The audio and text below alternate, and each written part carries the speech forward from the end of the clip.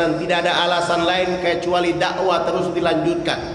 Kami bergeser dari kota ke sini berapa kilometer? 179 kilometer. Begitu kami datang ke kampung itu, ternyata sudah ada informasi tentang saya dengan teman-teman dai. Saya turun dari kendaraan menuju rumah kepala suku. Kepala suku berdiri di balik pintu rumah dengan tombak. Begitu saya masuk, jarak kurang lebih 7 meter, beliau ambil tombak itu dan dia tombak. Saya loncat, tombak itu kena di betis kaki kiri saya dan saya terjatuh. Ketika saya terjatuh, para dai ribut untuk melakukan perlawanan dan saya bilang, kita kesini bukan berperang, kita kesini berdakwah. Dan tombak di betis kaki kiri saya ini adalah konsekuensinya orang berdakwah. Jangankan fadlan, Rasulullah Muhammad SAW di Taif dilempar sampai tumitnya berdarah-darah. Apalah artinya seorang fadlan? Nabi tidak balas apapun kecuali mendoakan mereka. Tugas kalian bukan lawan mereka kecuali cabut tombak dari betis ini. Mereka cabut tombak, lalu kaki saya dibungkus dengan baju kaos dalam. Saya dilarikan ke rumah sakit, harus tidur di rumah sakit selama 3 bulan. Setelah sembuh sehat walafiat, saya bilang sama mereka, dakwah tidak boleh berhenti. Kita kembali ke kampung itu lagi. Para teman-teman dai mengatakan, ngapain kita ke kampung itu? Ustadz kan sudah ditombak di sana. Hei, jangan kau bangun kebencian dengan orang. Tugas kita berdakwah. Akhirnya kami kembali lagi ke sini. Begitu kami datang, saya turun dari kendaraan menuju rumah kepala suku. Anak tertuanya menunggu di depan halaman rumah. Saya tanya, saya mau ketemu bapak kepala suku. Anak tertuanya mengatakan, mohon maaf, bapak terserang penyakit malaria. Kami tidak punya uang, kami tidak punya mobil, sehingga kami tidak bisa bawa bapak ke rumah sakit. Saya langsung terjemahkan. Kami datang dari kota menjemput bapak, abang dengan ibu, dibawa ke rumah sakit. Seluruh biaya nanti kami yang tanggung. Alhamdulillah, kepala suku berdiri dan istri dan anaknya kami bawa, kami rawat dia selama 2 minggu. Sembuh sehat walafiat. Kami cari mereka bekal berupa sembako untuk mereka hidup di kampung. Kami antar kembali mereka ke kampung, kami kembali ke kota. 1 minggu kemudian baru kami datang dakwah di sana. 1 minggu begitu kami datang, 3 hari baru bicara Islam. Kepala suku ini bersama istri dan 13 anak, ditambah 15 kepala keluarga di kampung kecil itu pun hijrah mengucapkan 2 kalimat syahadat. Ribut lagi karena kampung ini sudah masuk Islam, masjid sudah dibangun, ribut akhirnya. Fadlan dicari lagi, ditangkap tanpa proses BAP, langsung masuk penjara selama 6 bulan. Alhamdulillah, menikmati 6 bulan itu selesai, keluar saya mulai katakan, dakwah tidak boleh berhenti. Dakwah seperti air mengalir. Kapan tidak ada air di bumi, penduduk bumi akan kehausan. Begitu juga dakwah. Kapan tidak ada dakwah, orang hati kering dengan menyembah Allah. Kami bergeser ke atas sini berdakwah. Begitu berdakwah di atas itu, subhanallah, baru 2 bulan kita bicara Islam, Allah kasih hadiah hidayah kepada 30 kepala keluarga. Alhamdulillah, mereka hijrah mengucapkan 2 kalimat syahadat. Ribut lagi, Fadlan dicari lagi, ditangkap tanpa proses BAP, dimasukkan nginap di penjara selama 9 bulan. Alhamdulillah, menikmati 9 bulan itu sampai hari terakhir bulan ke-9 mau keluar. Orang yang biasa menahan saya di 3 bulan pertama, 6 bulan kedua, dan 9 bulan yang ketiga, begitu dia datang buka gembok penjara itu, dia maki-maki saya di sana. Ruangan ini tidak ada orang lain yang masuk kecuali muka Anda ini. Kenapa Anda tidak takut dengan penjara ini? Saya jawab, abang, saya bukan maling, saya bukan pembunuh, saya bukan pemberontak, saya juga bukan penjahat. Saya hanya ingin mencerdaskan saudara-saudara saya dengan gini, pasti tunduk memuji Allah dan mengikuti Rasulullah Muhammad SAW. Tidak apa-apa, kalau abang mau tangkap lagi silahkan, ini tangan saya. Tapi sebelum abang borgol saya mau kasih tahu, orang kaya abang ini suatu saat akan ditangkap oleh Allah dan disiksa oleh Allah habis-habisan karena abang salah menangkap orang.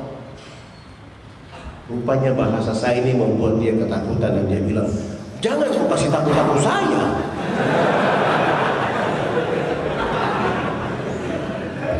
Akhirnya dia mau pulang saya ke rumahnya. Tiba di rumahnya, saya lihat dia suruh istri dan 5 anak di ruang tamu. Dia juga keluar dan dia bilang, silahkan bicara Islam kepada kami. Subhanallah, ini dakwah saya yang paling tercepat. 8 jam kemudian beliau bersama istri dan 5 anak pun hijrah mengucapkan 2 kalimat syahadat. Saya mulai berpikir, wow, tidak ada pekerjaan yang paling asik di dunia ini kecuali dakwah. Tidak ada pekerjaan yang paling bergengsi di dunia kecuali dakwah. Siapa yang melakukan pekerjaan ini dengan ridha Allah dan rahmat Allah, Allah akan ganti dengan hidayah. Walaupun dia dicemooh, difitnah, dilempar, diusir, dipenjara, ditangkap, ditembak, dibunuh, tetapi Allah akan ganti dengan hidayah lebih cepat daripada Allah. Saya mulai berpikir, kalau begitu kita cari daerah yang lebih jauh lagi.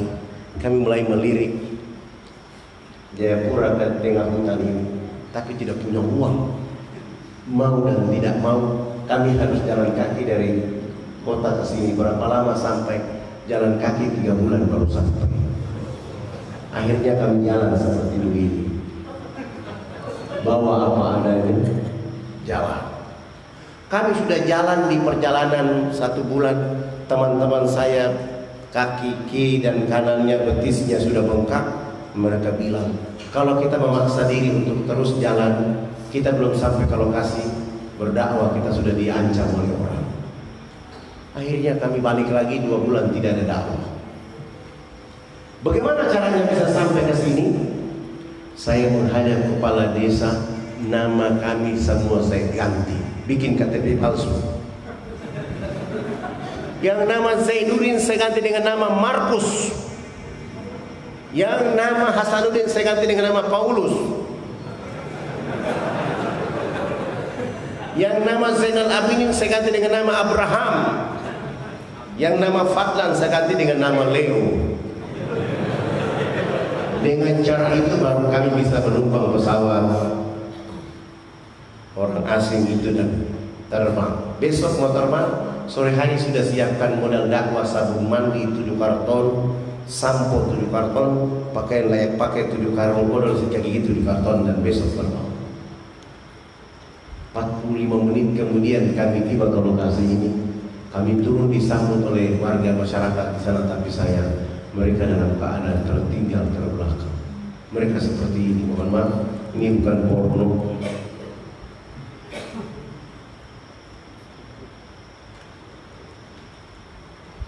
Ketika melihat keadaan ini, saya mulai bilang, 1 minggu pertama kita tidak berdakwah. Kita melakukan pendekatan dengan mereka, mencari tahu mereka siapa sebenarnya. Begitu sudah dekat dengan mereka, sudah akrab dengan mereka, selalu saya ajukan pertanyaan, kenapa sampai bapak-bapak berpakaian seperti begini? Mereka menjawab, kami dilarang, tidak boleh pakai baju. Pakaian yang kami pakai seperti ini akan menjadi pakaian termahal di dunia atas nama kebudayaan. Sudah pakaian seperti itu, mereka juga cara mandinya gosok tubuh badannya dengan minyak atau lemak babi. Berdiri jarak 500 meter dari arah mata angin kita yang hancur, bau yang tidak enak. Sudah demikian, orang asing itu bawa minuman keras masuk ke pedalaman, kasih minum saudara-saudara kita, mereka minum, mereka mabuk. Ada yang teler tidur dalam kandang, ada yang di bawah pohon, ada di pinggir jalan. Ada saudara-saudara kita di sana melahirkan seperti binatang yang beranak. Sesudah itu dia keluar, bayinya keluar. Bayi ini hanya bisa menyusui dengan air susu di sebelah kiri, sementara air susu di sebelah kanan dipakai untuk menyusui anak babi. Mohon maaf, ini bukan porno, ini keadaan yang terjadi seperti ini.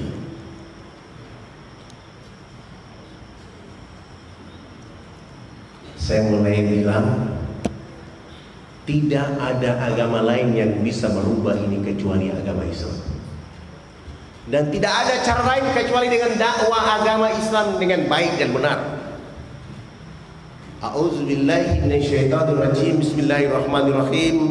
Ud'u ila sabili rabbika bil hikmah wal mau'izatil hasanah wajadilhum billati hi ahsan. Serulah, ajarilah, bawalah, bimbinglah manusia ke dalam agama Rabbmu dengan arif bijaksana. Saya tadabbur ayat ini dengan cara dakwah pakai sabun mandi. Minggu kedua dakwah dimulai. Kami bawa kepala sukunya duluan ke pinggir sungai. Sampai di pinggir sungai saya bilang, Bapak cawatnya dibuka dulu. Cawat itu bahasa modernnya, modern sekarang namanya koteka. Setelah beliau buka, beliau bersama kami jebur pagi-pagi khusus dalam sungai. Sesudah itu naik, saya suruh naik berdiri depan dengan sabun, sampo, odol, sikat gigi. Saya di belakang mereka dan kepala suku di samping kanan saya. Saya ambil satu sabun, saya kasih beliau dan saya bilang, Bapak ikut gerakan kami. Begitu kami gosok sabun di sebelah kanan, dia ikut gosok sabun di sebelah kanan. Kami gosok sabun di sebelah kiri, beliau ikut gosok sabun di sebelah kiri. Tubuh badan kami sudah penuh dengan busa sabun. Saya ambil sabun dari tangan kepala suku, saya ganti dengan sampo 1 botol. Rambut jenis kami ini kalau belum kena air dengan sampo itu rambut tenang-tenang saja. Begitu kepala suku dia siram sampo di rambutnya, dia keramas. Rambut keribu keriting itu dia mekar kayak bunga yang berkembang. Sehingga busa sampo itu makin tinggi. Begitu makin tinggi jatuh kena hidung kepala suku. Kepala suku ini mencium bau harum dari sampo, langsung pergi, tidak mau lagi bilas dengan air.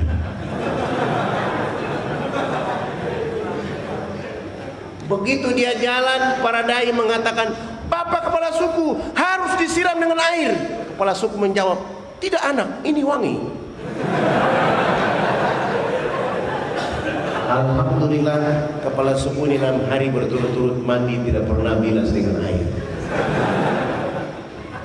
Di hari ke-6 bersama kami kembali jebur ke dalam sungai, naik sama-sama gosok sabun, gosok sampo. Kami yang lain kembali jebur dalam sungai untuk bilas. Kepala suku naik pasang koteka dan berjalan. Kelihatan busa berjalan kayak kuntilanak.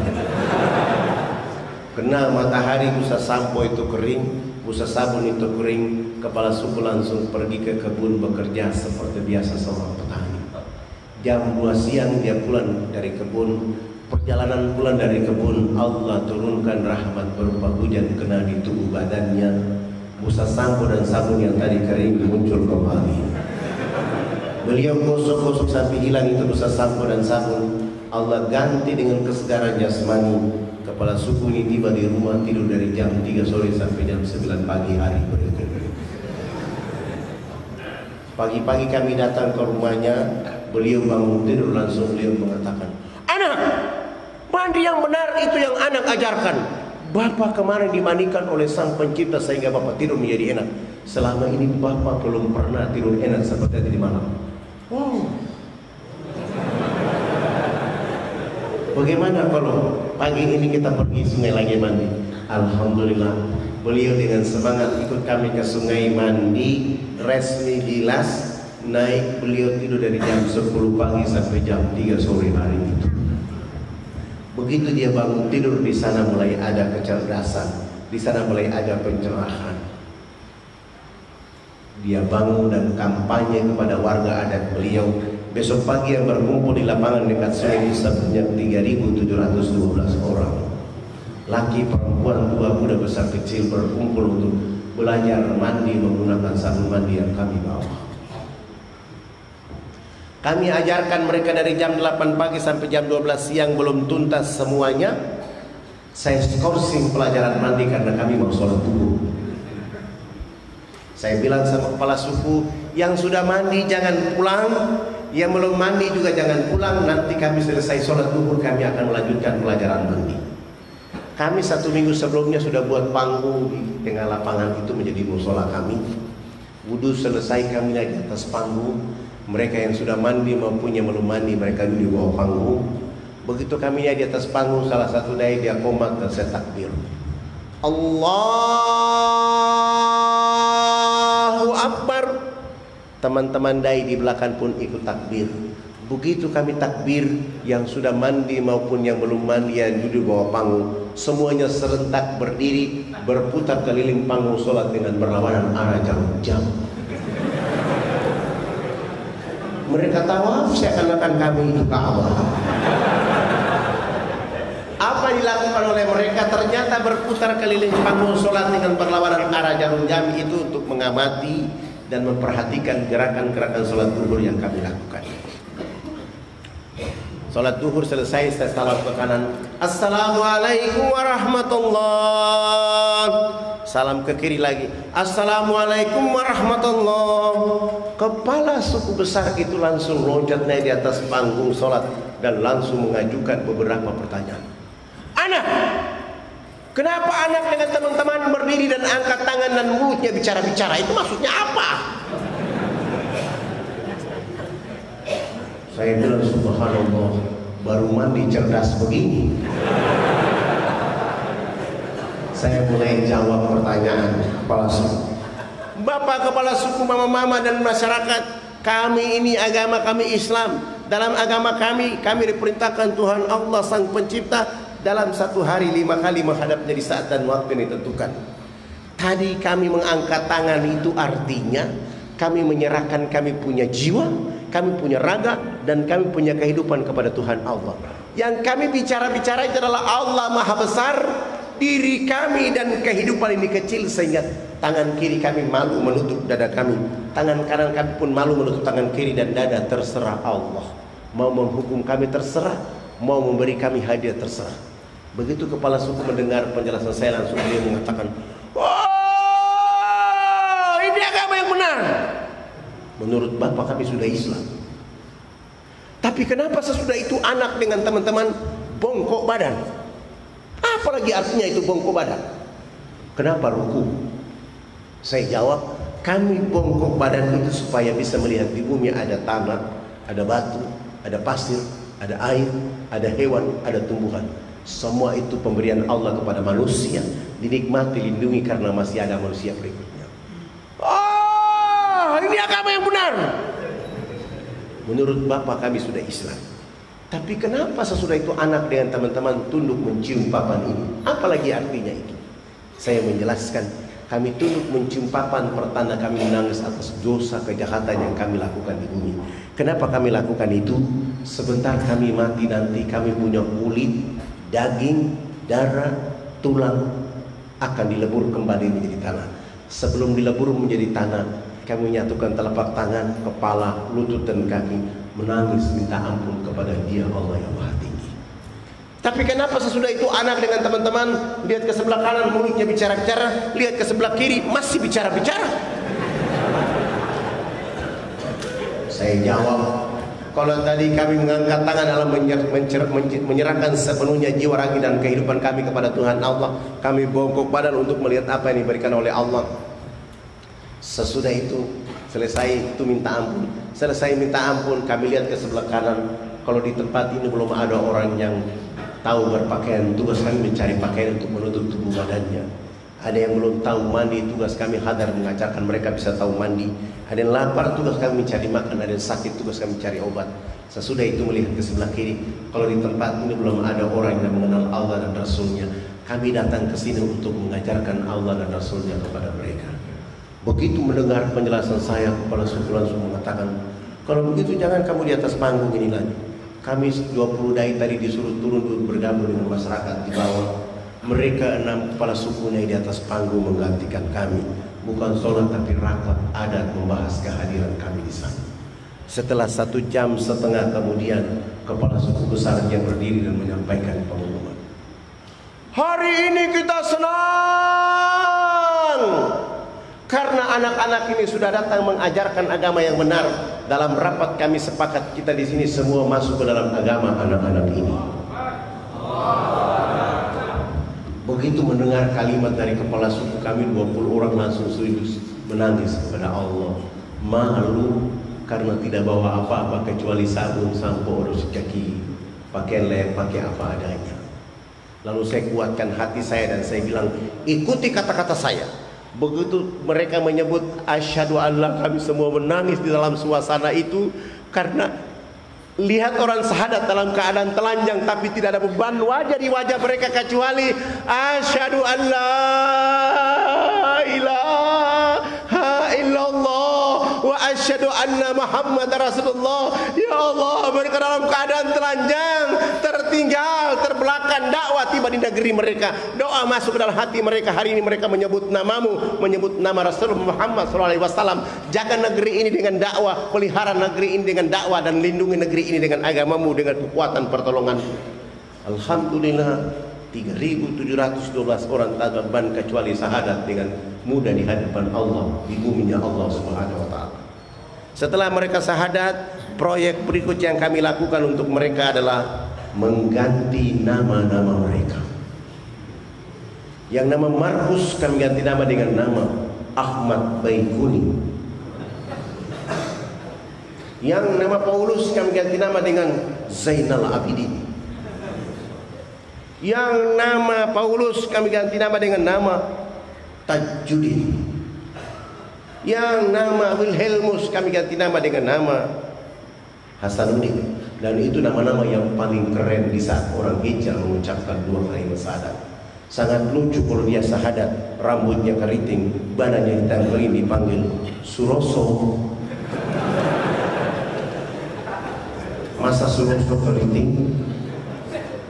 Atau dia syahadat, rambutnya keriting, badannya hitam kering, dipanggil Kang Cecep. Tidak cocok. Tapi Ahmad Baikuni, Abdurrahim, Abdurrahman, nama itu cocok untuk mereka. Selesai itu, proyek berikutnya yang kami lakukan untuk mereka adalah melaksanakan hitanan masal mulai dari umur 7 bulan sampai umur 63 tahun. Alhamdulillah, kulitnya banyak.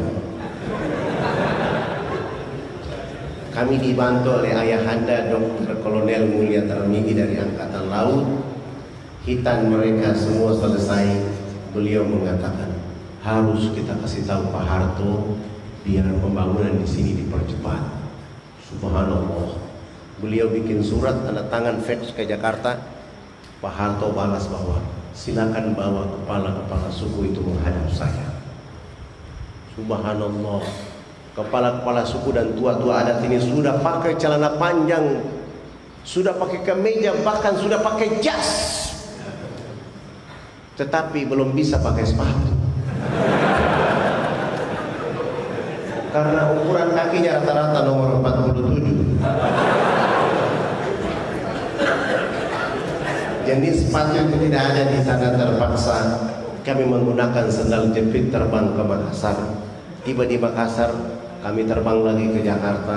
Pagi hari bangun, sholat subuh, selesai, mandi, sarapan, dan menuju ke istana.